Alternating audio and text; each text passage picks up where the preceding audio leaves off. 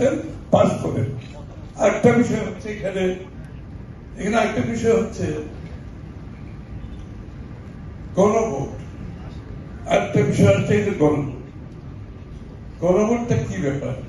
এই যে আজকে যে সরকারটার ক্ষমতা, অন্তর্বর্তী সরকারটি আছে, এই সরকারটা কিন্তু বর্তমান সংবিধানের পরিপ্রেক্ষিতে এই সরকারটা হয়েছে। বর্তমান সংসদে না, এটাকে মাথায় রেখে কিন্তু বর্তমান অন্তর্বর্তীকালীন সরকার শপথ নিয়েছে বর্তমান সংবিধানে নিয়ে। এবং এই সংবিধানে গণভোটের কিছু নাই, এই সংবিধানে গণভোটের কিছু নাই।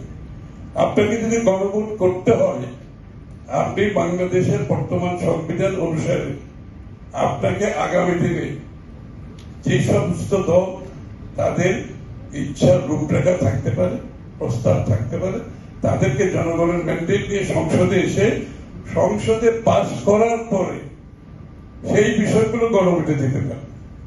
সংসদে পাস করার আগে গণভোটের কোন প্রভিশন বর্তমান সংবিধানে নেই।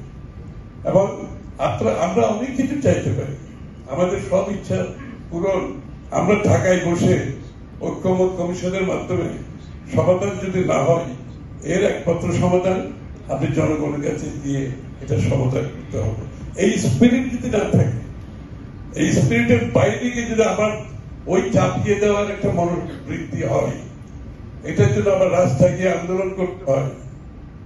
আমি বলি যে প্রতিবাদের সকলের অধিকার আছে, কিন্তু আমরা যে জায়গায় এসে দাঁড়িয়েছি, বাংলাদেশের মানুষ সাংঘর্ষিক রাজনীতি দেখতে চায় না, বাংলাদেশের মানুষ স্থিতিশীলতা দেখতে চায়, বাংলাদেশের মানুষ অন্যের সাথে দ্বিমত পোষণ করেও তার মতের প্রতি রেসপেক্ট দেখাতে চায়।